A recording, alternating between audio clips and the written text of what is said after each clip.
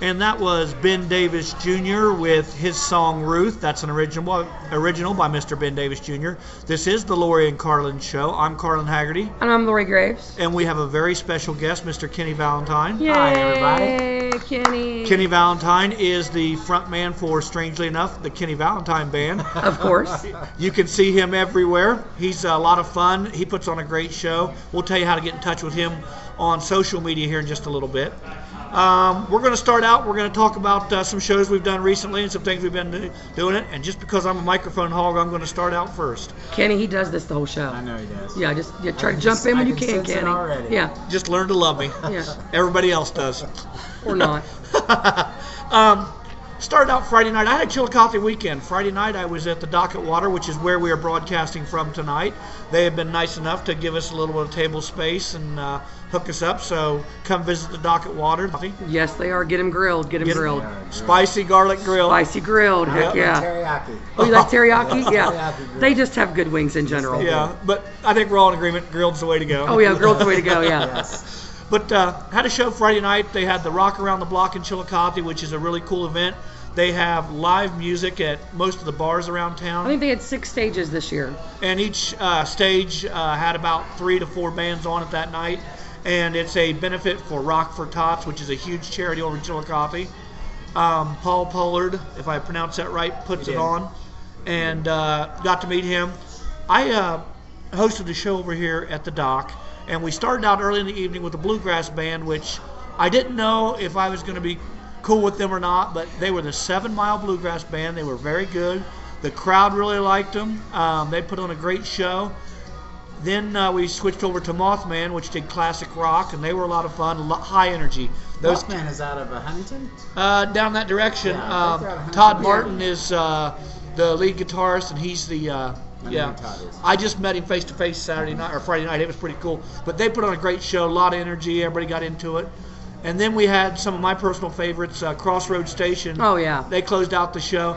And I love those guys because they're like brothers to me. And they get up and do a show, and I get to say horrible things about them, and then they'll say horrible things about me. It's kind of like you and I, Lori, except they have penises. Yeah. Well, it is what it is. it's questionable. I keep mine in my pocket.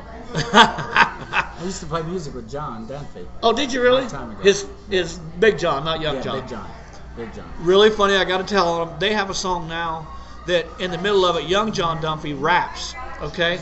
And they'd been in Nashville all week recording, and his voice was really gone, and it went up and down while he was rapping. And I told him the only advice I could give him was wait till his voice changed, and he went through puberty before. Exactly.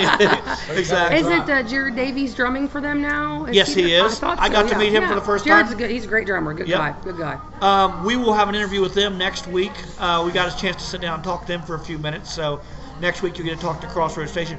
So then Saturday night on my weekend of Chillicothe. East side. Yes. East Do side. tell. He went East Side. Yeah, let's hear it. Oh my.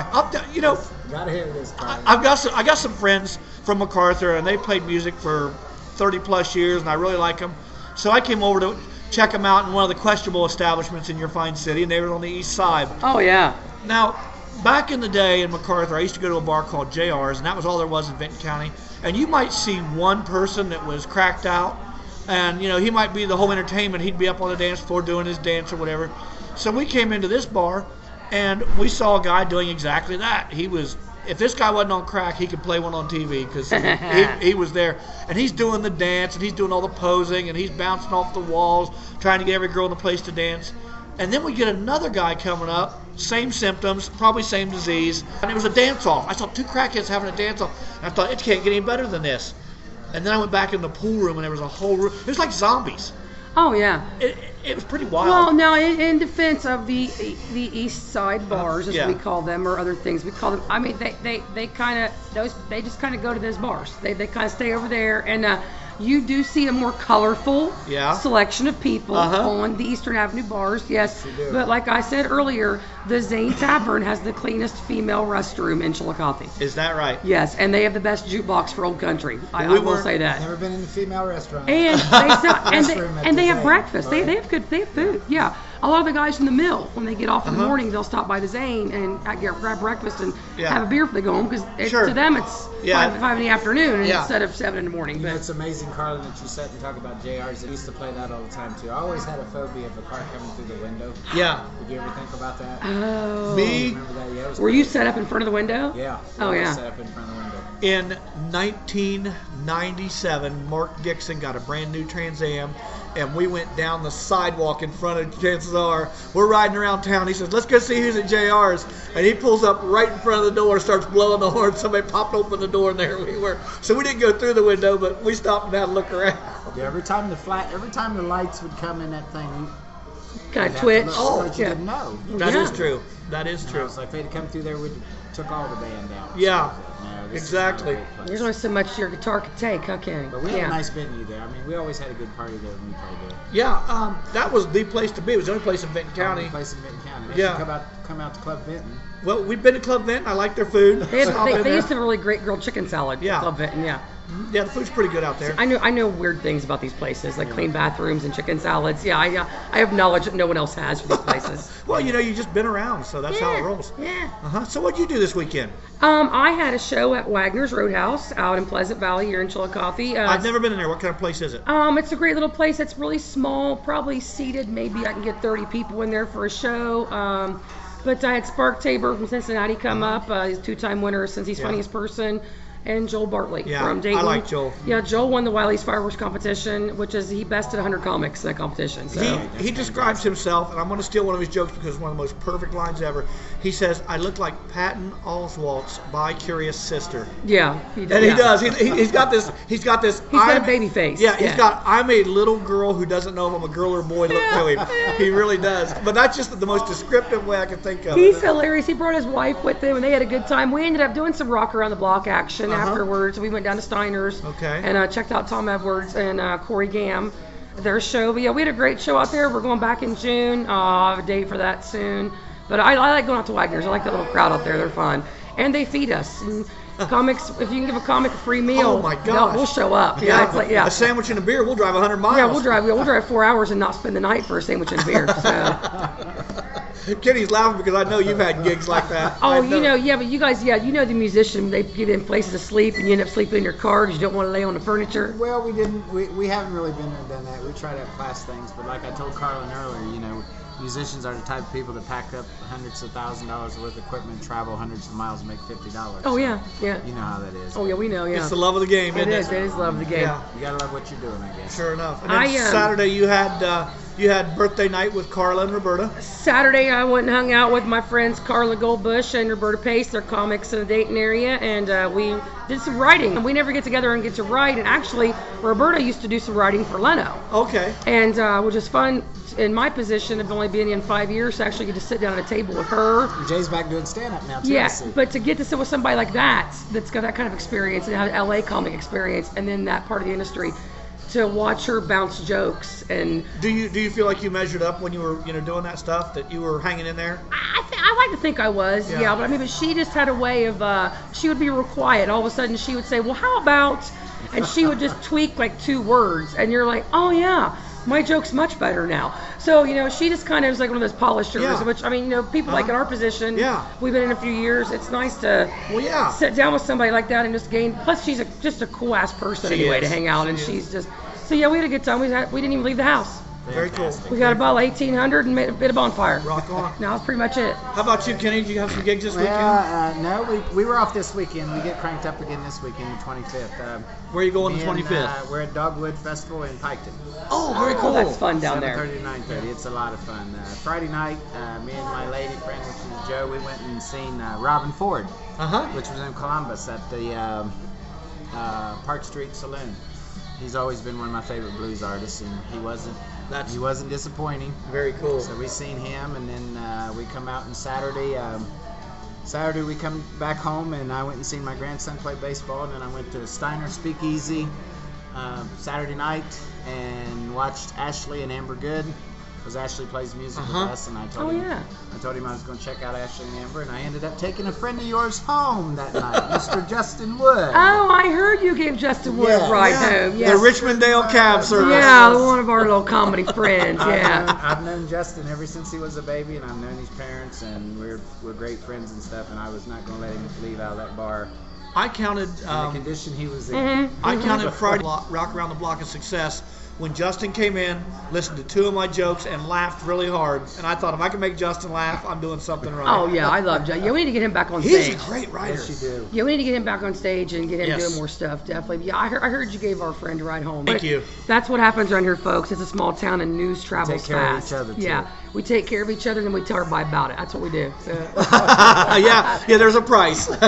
Carlin, I checked our email this week, and the Lori and Carlin show got our first email. Woo-hoo! And the we're excited. lncshow@yahoo.com. lncshow@yahoo.com. But I think this is from one of your relatives, Carlin. Is that right? It says Sean Hagerty. I guess it is. I believe that's your smart-ass brother. I wouldn't say smart, but go ahead. I would like to tell Sean that although we appreciate his email, one that we have received, Sean, this isn't even English. I don't know. It says, Carlin, I wanted to let you know your show sounds like blank. And it says, let know if I can. Tell Lori I said, Sean. The next time you're sober and not smoking the weed, if you'd like to maybe resend that email in its entirety, we might be able to give you a proper response on that, buddy. But good looking out. Good looking out. Yeah. I know you're Carlin's brother. The DNA is thin. But if you could just send us a one sober next time, I'd appreciate that a lot, Sean.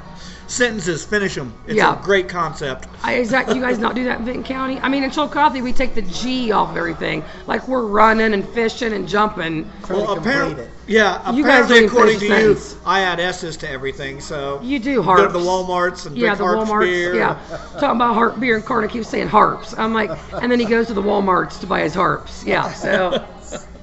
Yeah. I'll tell you what, we're going to have an in-depth conversation with Kenny Valentine here in just a couple seconds. But before we do, to go ahead and run a 5 questions past you. I got to see some people that were really cool.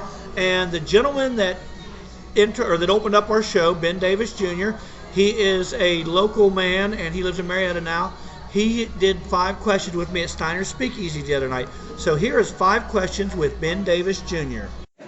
And we are at Where Else? Steiner's Speakeasy with the lovely and talented Ben Davis Jr. How are you, Ben? I'm great. How are you, Carlin? I'm doing just fine, thank you. And we also have a gentleman I will only identify as Rabbit. How are you, Rabbit? I'm great tonight. Well, good. I'm glad you guys are both here. We just heard the first set of Ben Davis Jr. I think the crowd likes you. I know I certainly did, and I'm pretty sure Rabbit liked you. Yeah, very talented. Thank you. And I'm talking way too much. You guys are the subjects. Let me just start with some questions. Ben, how long have you been performing music? Since I was 14, so 11 years now. 11 years. A 25-year-old man, you've got quite a catalog of songs and a great depth and range of what you do. It's pretty awesome. Thank you. Yeah, well, I mean, we've bent our elbows many times and sat and talked about music we like and dislike. It's pretty cool. Rabbit, how long have you been doing what you do, whatever the hell that is? Way too long. Way too long? Way too damn long. Well, you show it. Yeah, I know. Well, great. Hey, what would you say one of your most memorable gigs has been? Oh, dear, I don't know. Memorable as in funny or memorable? Hey, just memorable. Well, I'm gonna get to you. I'm gonna follow it up with your worst gig. Okay. So let's go for a good memory here. Okay. Most memorable gig for me was the Dirt Poor Troubadours album release. It was just a great time. All my friends were there. Where was that held at? The Court Street Grill. Awesome. And no other place. We do it on New Year's Eve every year. It's fun. But there was at least 80 people there in that little bar that came to see me. You know, it was a lot of fun, and I just loved it. The room ate everything I did up. It's great. That's wonderful. And to put a little perspective on that, the Court Street Grill holds about 56 people sitting down. So to have 80, it was assholes and elbows that night. Yes, it was. People were in the rafters and all that. Man. I have a question. If that was your best gig, it's like tonight getting interviewed by Carlin, you're like your second best gig? Probably, yeah. Okay, that's all. Yeah. It's up there with, I'm sure, having a really good bowel movement or something. We'll go to what has been like your worst gig or a hell gig? The worst gig. And you don't have to name places. We don't want to alienate anybody. Yeah, I don't want to hurt anybody's feelings. But there was a festival in Pomeroy that we were asked to play that celebrates wings and ribs. Yes. That's all I can say about that. Anyways, you can put it together. So we were asked to play last minute for half of our normal rate, and we were like, well, we got a show at Uncle Buck's later. We'll do that. We'll play for half our rate, go play at Uncle Buck's and have fun. It'll be a great day. So we get there, roll in, load in, start playing, and we get about 10 minutes in, and a guy comes up and says, hey man, you guys want to take a break? And I say, well, sure, that's fine. People ask you to take breaks all the time, and that's fine. So I took a break, came back up, man, and half of our audience had left because they thought we were done. And then, so they had us play again, and we got into Running Down a Dream by Tom Petty. Yeah, pretty good song. Dustin was wailing on the guitar solo, man. And just at that moment, I heard the sound cut off. And we were still playing because everybody could hear each other's instruments, but there was no PA. So I said, what's going on? I cut everybody off. And he said, they need to announce the best ribs at the festival. And I was like, okay, so. You got bumped for the ribs? Yeah. And I was like, do you want us to play or don't you? Well, we're coming here, we're playing for the $200 or whatever we're getting, and we're going on, but if you don't want us to play, we'll stop. We don't want to infringe. And then they said, we want you to play. So we started playing again. And then the sound guy was like, no. And then I stopped and we heard a fella on the intercom say, sorry for the distraction down there, guys. We're going to get back to the Rib Festival now. You guys were a distraction, not a featured performer. Not a featured performer. We were a distraction. So I packed up all my crap and left, man. I've done that twice now. I just leave in the middle of a show. But if they treat you bad enough, that's no respect at all. No, they still pay me. Yeah, well, there you go. As long as your check clears, right? Yeah. No, it's your second worst gig being here with Carlin and myself. That's probably true. That's funny. Gigs, that's funny. That's funny you say, because I interviewed my idol, and you heard me bragging about when I did the show with Rich Boss down in Dayton. Yeah. And at the end of the interview, I asked the question, "What's your worst gig?" He said, "This interview," and I said, "Okay, well that's fair enough." So it's but it's funny what's good and bad. But like you said, as long as you get paid. Yeah. I have a quarterly gig at a local college, and I go to it. And the last time I went to it, a half hour before the show was supposed to start, they changed the venue from the great big auditorium to a small conference room that held about 50 people. And 2 minutes before the show started, they marched in 26 people that looked like they were Auschwitz people going into the oven. They didn't want to go. And you could tell it was extra credit for the people that were trying to pass their courses. Yeah. And they postponed the show a half hour. We finally did it to an audience of people that hated our guts, but like you said, the check cleared. So check cleared, there you go. So what do you do? So when you say as long as you're getting paid, are we all getting paid here tonight, or just your check's in the mail? Okay, thank you. Your check's in the mail. Yeah. Hey, what has changed in the time you've been playing music? My location, like 8 times. I mean, a lot has changed. I do move around a lot, and I make a lot of new friends and new bands and whatever. But do you think paying your rent would help that? Yeah. You could probably stay somewhere. Yeah, that would be nice if I quit getting evicted. What's really changed, man, is just the support from local folks. There's towns where it's still thriving, but there are so many places where it's not, and so people don't want to hire outside of town bands. They don't want to do any of this because they've got their one guy that can pack the room every time, so that's made it really hard to get shows. And it's really funny that you say that, because a lot of people want to hear the same guy come in and play Give Me 3 Steps so I can, belly bump with my baby and then go home and, try to get lucky or whatever. And they're not interested in hearing something different. No. Like you did a Creedence Clearwater song, but you made it yours, and you made most of your songs yours tonight. Thank you, man. I appreciate that. Cool. Yeah, it really is cool.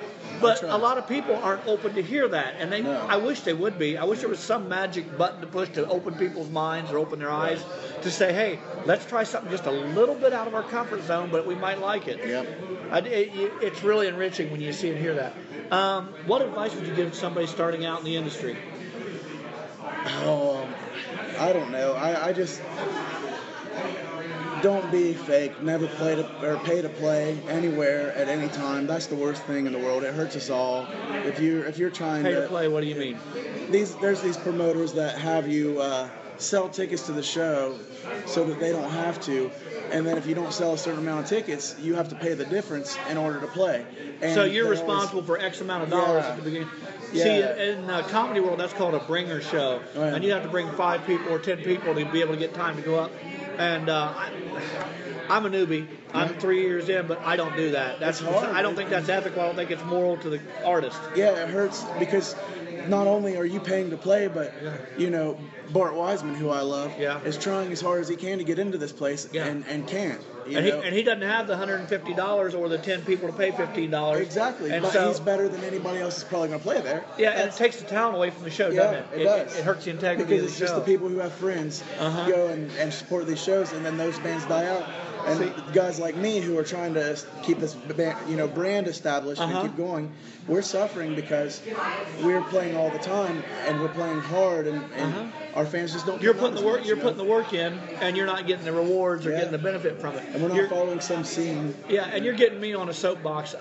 They have comedy contests, and you'll see, like on Facebook or social media, a comedian saying, "I'm going to be at the blah blah Funny Bone, and it's a comedy competition, so come out and support me." Well, what happens is a schmuck like me drives for 2.5 hours. I get up there and I go do my 5 minutes, and I may or may not be good. I think I am, or I wouldn't do it. But the guy that lives 2 blocks away from the club packed the place with his mom, sister, grandma, and every cousin he's ever had, and he wins the competition. Yeah, and it's bullshit. Let's end this on a happy note. Rabbit, you've been doing what you've been doing for too long. You said that. Right. Okay. What advice would you give for somebody starting out in your career? Well, actually, I had a question for Ben on a whole new realm. Let's go. Okay. I've listened to the songs tonight that you've wrote, and I guess what's your technique, or how do you go about writing your songs? Yeah, what sparks an interest? Does something just click and say, that's a song? I feel like I am visited by a songbird. I don't feel like I write songs because I don't have the mind to make the things that I do. It just, things come to me, and I am the instrument, the vessel. I'm supposed to broadcast it to the world. I don't feel like, because there's songs that I wrote that have nothing to do with my life, but will make people in the audience cry their eyes out because they needed to hear it. And it's just a weird thing. You know what's really cool about that? Yeah. There's there was a Joe Walsh interview once, and he said he kept a recorder by his bedside because songs and stuff comes to his head in the middle of the night. He just gets up and records it. What was the Paul McCartney song that he was asleep and he recorded or wrote something down in his sleep and it became one of their hits? I can't think what it was, but he woke up the next morning and he looked at this and he had no recollection or idea of what it was, but it ended up being one of their biggest hits. That's crazy. And I think that there is, I honestly think that it's our subconscious, the part of our brain that we can't touch that is so much more powerful than what we are. You just got to be open to it. Yeah, I think so. Allow it in, And I think artistic people are more sensitive to things like that. Well, I'm going to go ahead and cut this off at that. This has been 5 Questions with Ben Davis Jr. and Rabbit. I'd like to thank you, gentlemen, for giving me your time. Thank you. Thank you. All right, and that was 5 Questions with Ben Davis, Speakeasy, Carlin interviewing him. He's a good kid. I like Ben. Yes. I really enjoy his music. I think he's one of those kids. I think he has that. I think he has it as far as, we'll talk to Kenny about that here in a minute. But I think he's got it together. I think he knows what he has to do, and at his age, I think works toward it. Yeah, but he's got a plan, a game plan. He just didn't buy a guitar and I'm gonna be a musician. He's got a game plan. You and I have all the desire in the world, and we're getting a little bit of the talent. But just think if we had that at his age. Yeah, I know. Yeah, we'd be owning the world by now. We waited till we're about 2 days from a Golden Buckeye card and decided, hey, let's be comics. Yeah, Let's one do foot in this. the grave and I start running the sprints. I'm a freaking idiot. But we do want to talk to our very special guest tonight. That we have Mr. Kenny Ballantyne here with us again. What's up? Kenny, known you for a very long time. We like to talk to people and go through kind of like the history of why they are in the business they're in. Kenny, what first brought you to music? Was this something you did as a child, or did you wait later on in life, or tell us about that? I started playing music when I was really 14 years old, Lori. I sang in a choir with my brothers and my cousins at one point in time in a church, and then they started because they told me I couldn't sing. So And in turn, I sort of moved out, and I started playing music with a very good friend of ours, mine and yours too, which is Uncle Buck. Dave McPherson. And we were playing, Could you have kept him from becoming a bass player? That's the only no, thing I say couldn't bad do that. about him. Couldn't play that. Yeah, I hate him. There's only one bass player I like, and that's the little girl from Pet Crow. Yeah, I couldn't do that. Dave, so we started playing at Fort. Matter of fact, his place now is one of the first places I play. It used to be Robinette's Dance Barn. Yes, that's And way that was back one in the of the day, first yeah. places I played. And plus, we used to play the 33 Club in Athens. We used to play 4 and 5 nights a week then. The 33 Club, was it like a Roadhouse back then? No, it was unreal. The last days of it was a Roadhouse. Yes, Concrete yes. floors, picnic Yes. tables, beer served in plastic cups. Yes, But back when you did it, it was one of the nicest places Wow. you could play. Wow. You could get about 150, 200 people in there, and it was a party every time we played there. We were there 3 and 4 nights a week. Oh, nice. And we played there probably. So you were going to again, school, I was 14, yes, I was traveling going to school, traveling down the road to Yeah. Club 33. until my coaches stopped it because I was also a football player from Jackson. Oh, and stuff. okay. And I remember one night I was in the 33 Club playing, and me and a friend of mine who was I went to school with, he was drinking a beer and he was facing the door, and I had my back turned to the door, and we just finished the first set. It was my coaches that came in. This was a Thursday night, and I had a game the next night. So, needless to say, I didn't get to finish the second set. They loaded me up. Took me home, and he also sent me the next evening. And How many wind things sprints like did that cost you next week? It was pretty decent. But that was my only way out. Of course, I played college football, and then but Where'd you go to college? I went to Central State University. Okay. But I was, Is that right? Wow. I had like 35, 40 offers coming out of school. Nice. But I was playing music at that point in time, and music at that point in time was good because you made good money. It was good venues. I played with an excellent group of guys. All of us went to school together, Can I add this was like about what year this was, or I mean, not trying to date you, Kenny, but yeah. 69, 70. 69, 70. Okay. Yeah, I've been in it about 46 years. Wow. And, with Dave and him and stuff like that. And we played all over. We played a lot of different places. I played in like 4 different bands. I've done rock and roll. I've even done country, believe it or not, Carlin. Yeah. I've done country before. Were you in any bands when you were in college, or was it all about football? Well, I played. Probably the high point in college was that I did a nationwide talent show in a step band, which we had the Central State University choir back us up, and we actually won it. Wow. And it was against the. They used to do all the crazy dancing, wear the high, I can't remember what the name of it was, but they used to wear the high striped socks, and they used to do all that crazy dancing. Oh, okay, yeah. Rerun Okay. was in the group that we actually beat out, and then, but Rerun from Good Times. Rerun from Good Yeah. Times. Yeah, I know exactly what you're talking I can't remember about. what the name of the things was, but them were the ones that we beat, and we had a step band in college, and we actually won the Dayton-wide talent show. We did a song by Earth, Wind and Fire. It was called Reasons. Oh. And we knocked them dead. And then, wow. So I sort of continued, but I was still coming back and forth during off season, playing with my band here in town. Wow. So you had the work ethic early on then, as far as being scheduled and got to get this done. Yes. So after college, what was your first band after college? Runner. Runner? First band was Runner. It was a rock and roll band. Rock and roll band. A friend of mine, Bob Farley. You seen Bob? And, I just saw him last Tuesday over here playing. Him and Lynn. If I'd have knew he was here, I'd have definitely been here. Yeah, I stopped and saw them. They sounded good. Yes, had a they good are. time. He's excellent. He's been a good friend of mine for years. He's a fantastic guitar player, and we keep in touch. As a matter of fact, he's going to do some dates with us this summer. Awesome. Whenever he and Link, so it's going to be real good to get Bob back out. What's changed in the business since you've started? I think politics changes everything, to be truthful with you, because now live music is not appreciated as much as I don't think as it was 15 or 20 years ago. I agree with that too, And completely. I just don't think it is. I think people come out and they don't appreciate the music. People used to come to hear bands. I know I still go hear bands to see talented bands, hear the music. Yeah. And I like all kinds of music, but I also like it when it's presented properly too. Do you think the availability of I can take my cell phone and download any song I want to hear, and everybody's got their iPods and their iPhones, their iPads, and maybe they've got the availability of more music instantaneously instead of having to wait till Saturday and go see my I don't think the majority of them is going to come out now. What we try to do is we try to draw the kids. We've got a pretty good following with our band because I've been playing music for a lot of years. And you're good. And stuff Yeah, like that doesn't hurt at all. That does doesn't it? hurt at all, yeah. Thank you, Lori. And that's just, but you know, that's what we try to do. And it's. I think, like with kids now, I don't know. I think the concept of live music, like you said, like probably back like in the early '70s, was when you were doing music, that not everybody had money to go buy records and tapes and things of that nature. So to hear music, you had to go see them live. We had 8 tracks. You had 8 tracks, yeah. But not everybody had, you know, then people had the budget. Or now these kids, like you said, they can just hit their phone and download it. And I think the art, I love live music. That's my favorite choice of music is live. I agree. I want to hear when the lead singer goes for it and almost makes it, or I want to hear when he just nails it flat. Either way is great. So I like to compare it to how when people like our age, we always think music sounded better on vinyl.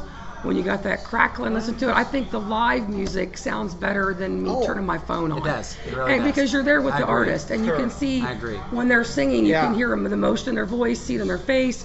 They relate to the crowd, and that's what I miss about live music. And that's the biggest problem with live music anymore, because some crowds will relate to you and others don't. Your background, You go into places and stuff and things like that, and halfway back, you know, people don't care about the music. Sure. They don't care. It's no secret that Evan, the Werewolves of Alabama. I mean, they're great friends of mine. He drills. And I do. I love that woman, but she's been very sweet to me.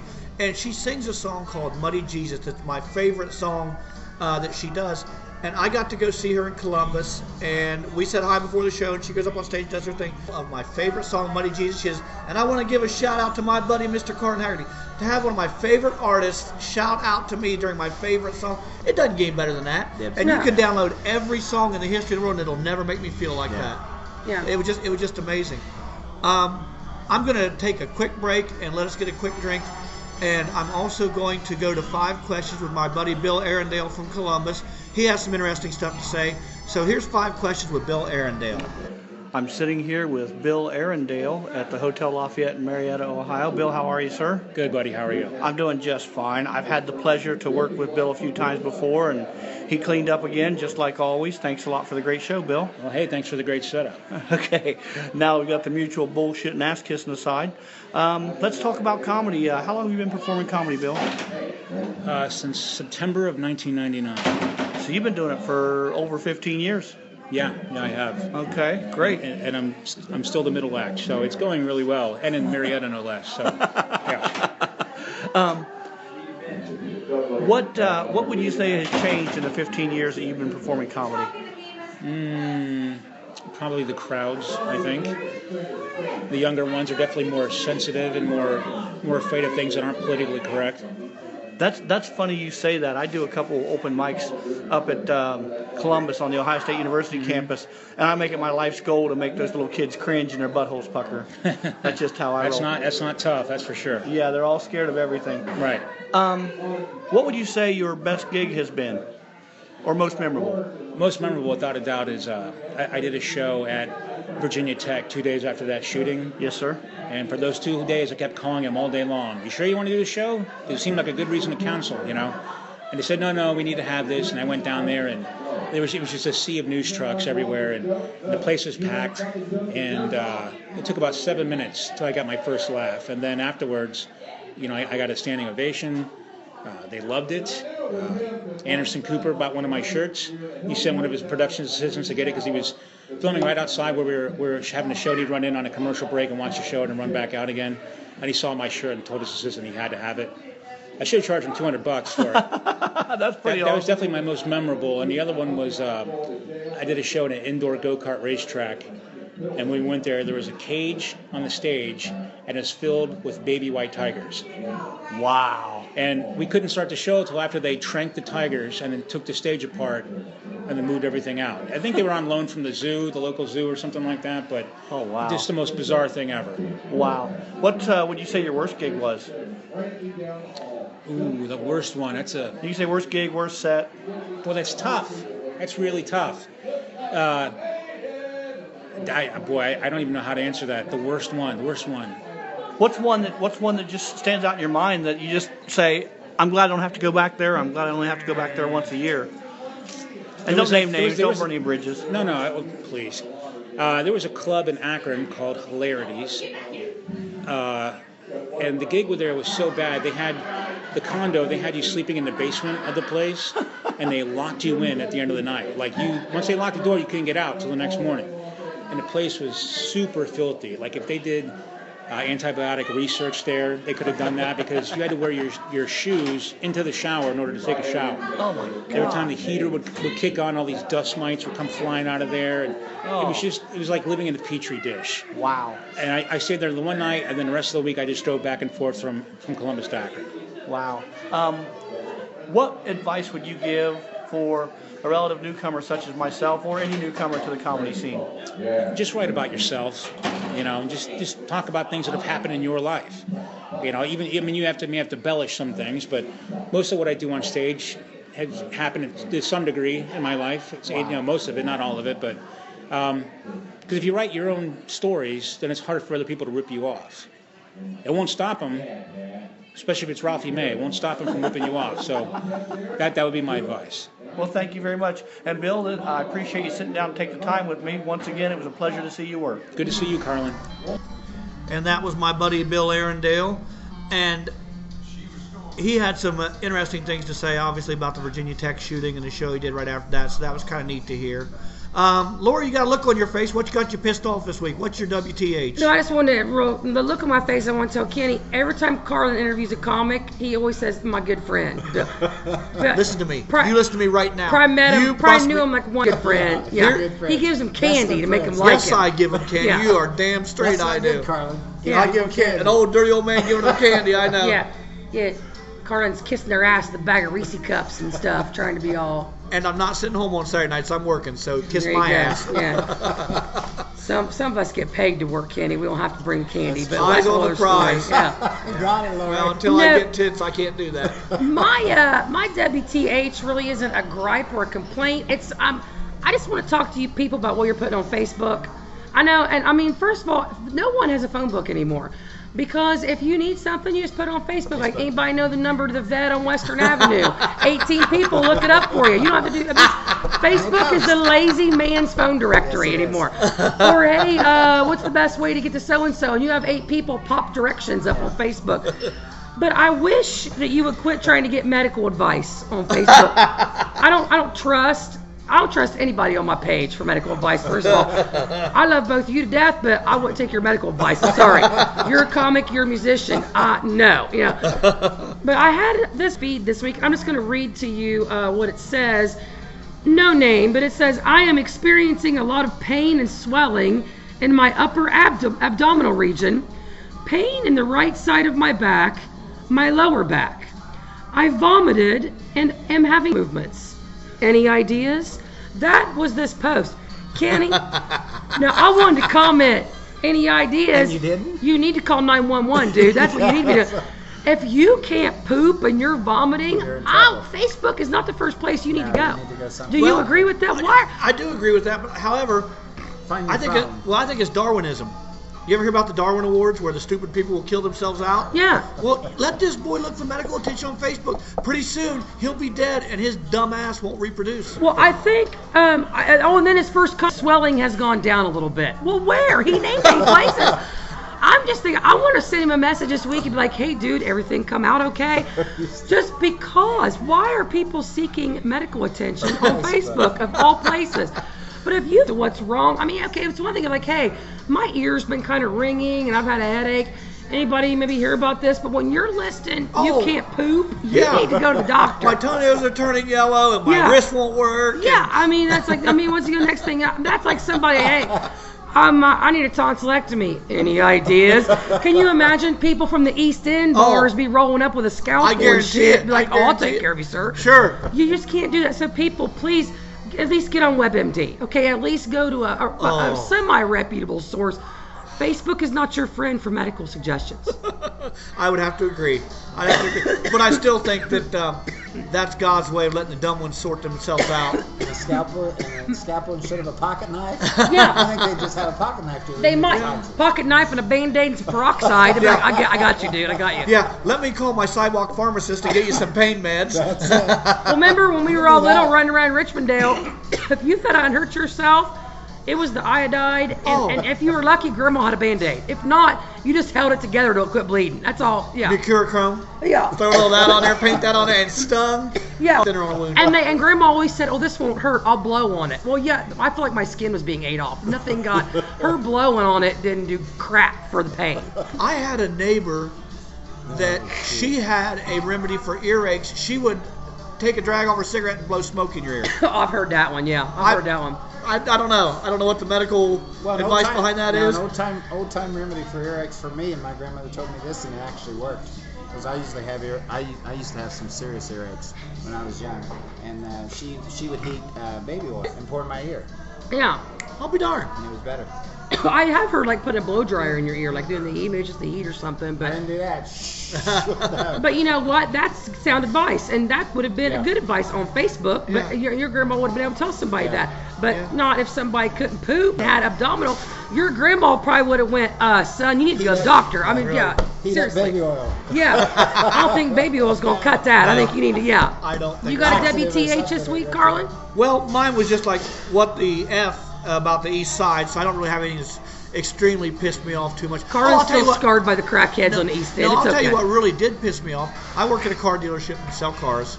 I sold this lady a new car some time ago, and it was time for her to change from her temporary tag to her regular metal plates. I get this irate phone call, and it says, "Hey, how come you gave me a car with the license plate bolts that are unscrewable?" I said, "What do you mean?" She goes, "Well, I've got 4 cars, and I don't have a wrench that'll fit this. What are you doing?" I said, "Well, that's a standard size bolt we put on everything." And she said, "Well, I can't get it off. I don't have a wrench." I said, "Well, ma'am, I've got one right here at my desk. Said you come in, I'll do that for you." "Well, I am late for an appointment in Columbus, and now I can't drive my car for 2 days. What are you going to do about it?" What do I do about it? What'd you do? I did absolutely nothing. I said, "Ma'am, I'm here with my wrench. If you want to come over, I'll fix it for you, but I can't help you." Well, who can't get a bolt out? My mom just took her temporary tags off her car and put her license plate on herself. She's 65 years old. How does it become my fault when she can't do that? Yeah. I don't know. I had to check and see if I was married to her or something. Well, I was going to say, didn't she have a husband or boyfriend or a son or something? I mean, not to pull the gender card, but I mean, But Lori, I want to ask Carlin a question, not changing the subject. Oh no, please do, When please do. you went to the bar on Saturday night on the east side, how was your attire? How were you dressed? Oh, good question, Kenny. Oh, I was a sore thumb. I was wearing khaki pants and a Hawaiian shirt. I was standing out like a sore thumb. Oh, you didn't have black on or leather or anything? Black and leather though. About midnight, a group of bikers came rolling in with their ladies, and I got to say, these ladies were actually hot biker chicks. They weren't the typical, road hard, put away wet biker chicks. Yeah. And when the 2 little dancing crackheads saw them come roll in, they tried to dance with them, and it almost got ugly because the biker guys understood, and they were really cool about it for the longest time. And they finally had enough. Yeah. And they had to go over and say. And I will say, I know a lot of bikers in this town, and there are some cool ass bikers still out there. Parties. Biker parties love blues bands. I love doing their shows too. I've done some comedy, and I'll tell you what, I had an instance at Patrick's Pub one time with a guy giving me some crap, and this friend of mine who was a biker, he's like, "We got your back." And this guy, I went outside, this guy followed me. I was just talking to Carlin about that, Lori. Well, this dude, this guy was facing me, and I had my back to the bar. And I started to say something to him. He goes, "I don't want any trouble." And I thought I was being all badass, like I'd scared him. But I turned around, and there was 5 bikers standing on the sidewalk behind me. And I turned around, they said, "We're just making sure you were okay, Lori." And I thought, man, you guys barely know me. But I mean, they always do the coat drive every year for the kids, and they do a lot of charities in this town. They get a bad rap because they wear leather and ride a bike. And you can't judge people by You know who gives bikers a bad rap? The dentists and doctors that have enough money to buy a Harley and Harley t-shirts, and they go around thinking they're badass and being jerks to everybody. Your true motorcyclists and bikers are the guys that will stop on the side of the road and help you if your car's broke. Sure they will, yeah. They'll take care of you in a bar. Yeah. They'll square you away.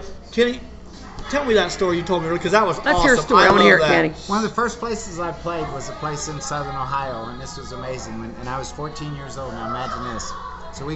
When we get to the bar, there was chicken wire about 6 feet high. Kind of like the Blues Brothers. Kind of like the Blues Brothers set. The band was set up, so we had to set up behind the chicken wire. So about midway into the first set, all hell broke loose in the bar. People was fighting. And you have the bottles flying off. So the main thing we're trying to do is keep the equipment dry and stuff and things like that because people's throwing beer and stuff and they're throwing bodies and things like that. So the next thing you know, we hear a rumble of bikes, motorcycles. So the next thing you know, we got about 50 bikers come in and they get in front of the cage in front of us and told us to keep playing.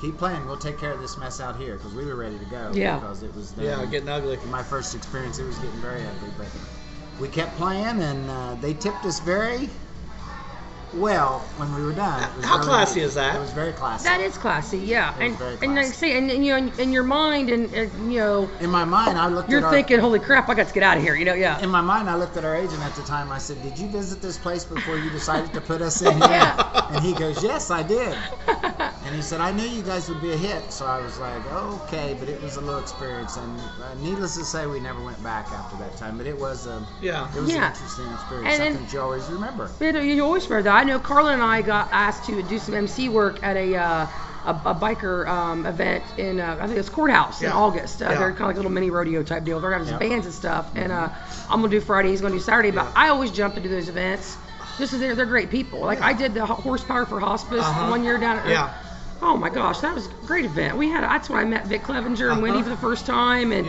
just had a blast. Went walked to the campground. Everybody's like, "Hey, you drink wild turkey? Come on over." Hey, I got this. And I was like, "I'm gonna have to spend the night." And I had like 8. I'm like, "You can stay in our camper." I mean, but they were just everybody just so good people. People were just, but I think that's this area too. I think people are just good people in here.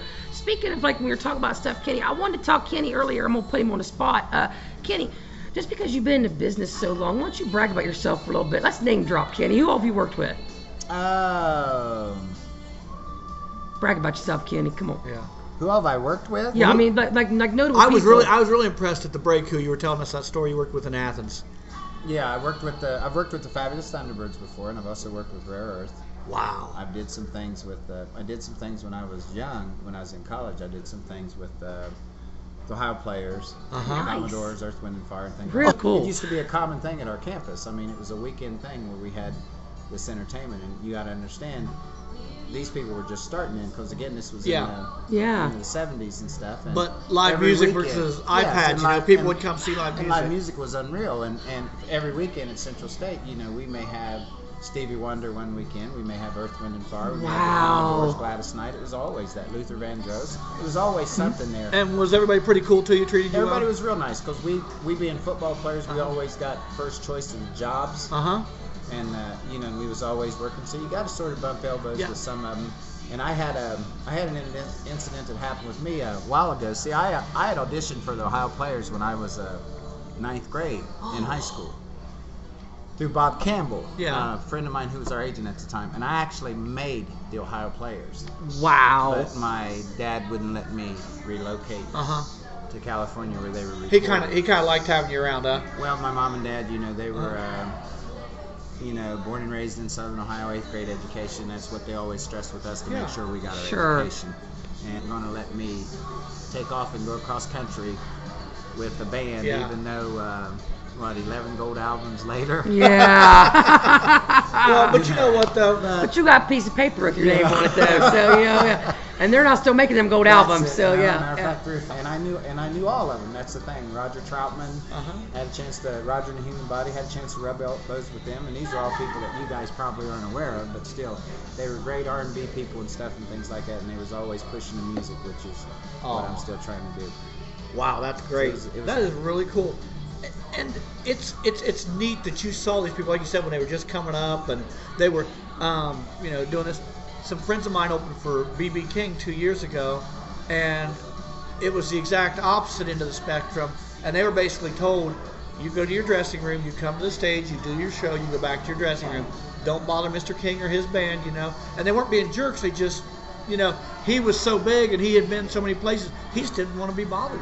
Joe and I went to Las Vegas a couple summers ago, and one of my favorite artists is Ruthie Foster. I don't know if you're familiar, but you need to check her out if you've never heard her. She's a great R&B artist, great writer, great blues artist. She's just fantastic.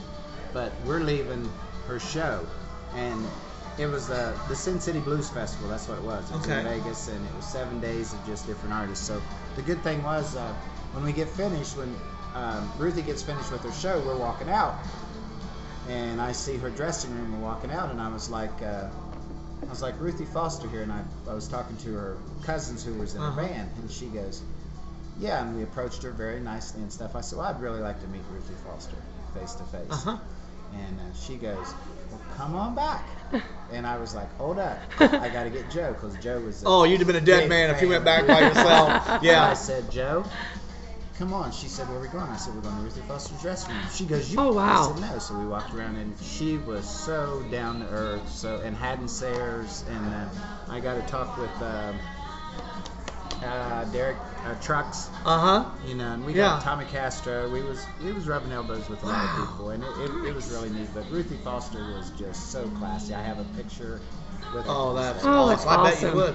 I bet you would. And I'm going to ask you a question. You kind of asked me a little off the subject question. I met Joe and I met you. How'd you do that? She's my high school sweetheart. We love each She's other. a beautiful woman, and she is classy. She's classy as hell. And I'm giving you a hard time because I love you guys both, but you guys are an awesome couple. And I just... We try to be. We've been going together for a long time. The first time I saw you guys together was up at... yeah, he hit on my wife. I did not hit on your wife. You what, I did not. No, I did You not. slime ball. I know. You did can't not. trust him. Sometimes I have to watch him around my mom. I was getting ready to say something nice too. I did not hit on your wife, but I believe Kenny. Sorry, Carlin. well, it is what it is. But I'll tell you what I did think was cool. You see those two and looking at each other, and they've been together for a few years. This was at Route 66 that night, and you just see they love each other. There's no two ways about it. I mean, you guys didn't have to talk to each other. Just the way you just saw it. You know. Well, she looks at me, and I know what to. Let's put it that way. You get your radar pretty That's finely because you're tuned a in. smart man, Kenny. Yeah. He's a smart man. Very cool. Fellas, you might want to get with Kenny on some relationship advice. Yeah. He's alive. He's well. High school sweetheart. Been together a long time. About 40 years. Is that right? Yeah. That's awesome. That's great. Yeah. Are you still doing stuff up at the casino? Yes. Yeah. Matter of fact, we're doing. I was talking to Carlin earlier. We're doing. We just got finished up there a couple weeks ago, and we have a after party for the concert series of Kenny Wayne Shepherd and Johnny Lang. We got the after parties up there at Racino on the 27th of June. So nice. We're pretty excited about that. I want to come up and see that. That'll be a good You show. need to. Yeah. You need to. I like to go up there anyway. I visited there this last week, and I'm very proud to say I've got a little of their money in my pocket. Very little. We played we opened up the casino up there. We were the band that opened up. Yeah, I remember that. See, I know you guys were one of their your bands, yeah. We pretty much played together again this year too. So That's cool. That's great. Well, they know they bring talented people in. We tried. Yeah. We tried. Well, I know, Kenny, usually on our 5 questions that Carlin asks, we like to ask artists, if you were talking to an 18-year-old today who just got a guitar and said they wanted to be a musician, what would be the best piece of advice, knowing everything you know now, that you could give that young person to be in the music industry? Be serious about the music and respect all music and respect all the musicians, even though you may not get that in return. Just stay focused on what you want to do, and if you stay focused on what you want to do and stay true to your heart on the music that you really want to write or record or whatever, however you want to do it, just play out in gigs and stuff, things like that. That's the best advice I'd give. And be true to yourself and be true to the music, because you don't get that a whole lot anymore. You know, you have DJs and stuff, you have all the bump, and you really don't have people, you know, in regularly all the time just sitting down, just jamming with each other and just having a good time. And there's still nothing better than that, when everybody can sit around after a show and you can feel the passion, get the instruments out. I know that's the reason I like going to my concerts of choice now are blues concerts, because there's no issues there. Yeah. You just have people just there that's enjoying the music and stuff and things like that. So that would probably be the truest thing. Enjoy the music, be passionate about what you're doing, and do the best you can. And there's going to be ups and downs, and take the downs with a grain of salt and continue the ups, because if you love what you're doing, if you're passionate about what you're doing, you're going to enjoy the ups a whole lot more than you will the downs, or you're eventually going to just forget about all the downs. Well, like we talked about earlier, you get perspective. You do. Where the little stuff, don't sweat the small stuff. No, appreciate the good things. Yeah. Let the little stuff just roll off your And that's back. what you have to do. I think that's good advice for any, aspect of Yes. life. So very, It very, really is. very wise, Kenny Valentine. Very Oh. wise man. Very I'm wise. almost 60 years old, Lori, so See, and you look, you look younger than Carlin. Well, a lot of people do. I'll be 60 years old June the 16th. Is that which right? This year. As a matter of fact, we're going to be we're in here with Docket Water on June 13th.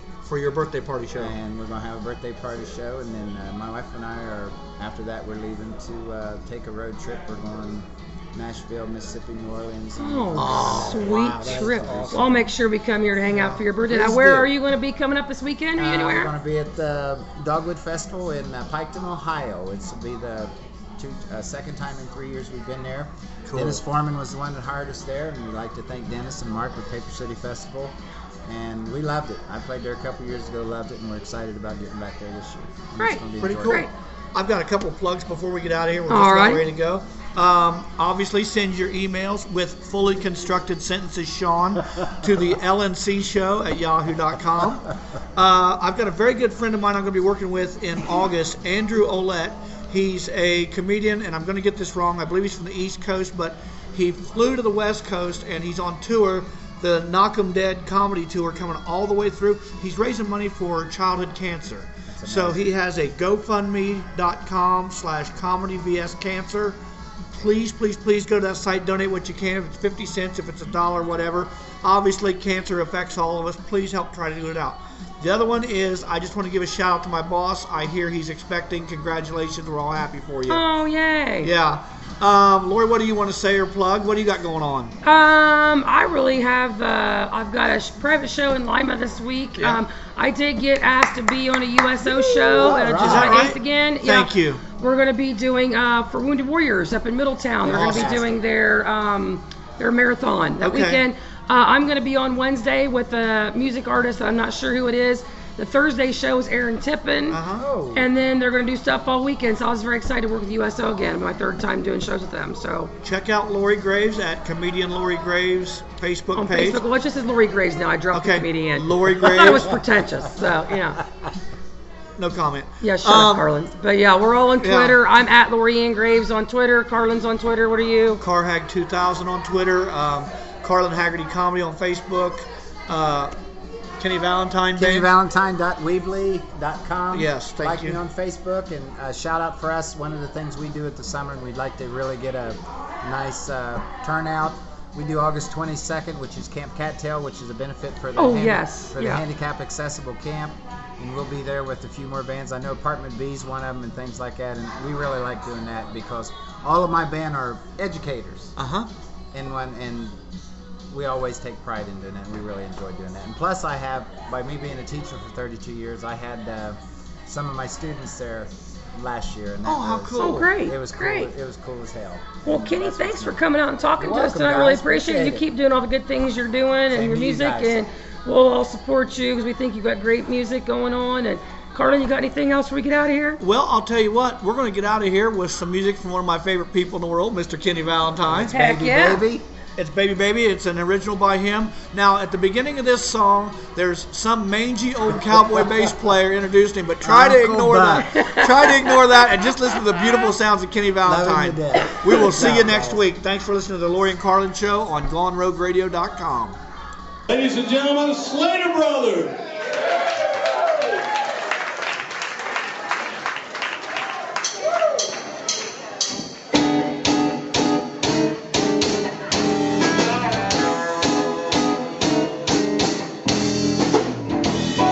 Baby, what you do that for? You went and changed the locks on your doors. Now tell me, baby, what am I supposed to wear? Had something special, imagine that now. All I've got's these clothes on my back. Baby, baby, what you wanna do that for? Baby, baby, pick up the phone. The car's in the driveway, so I know you're home. We need to talk. Maybe I can change your mind. Baby, baby, don't you care?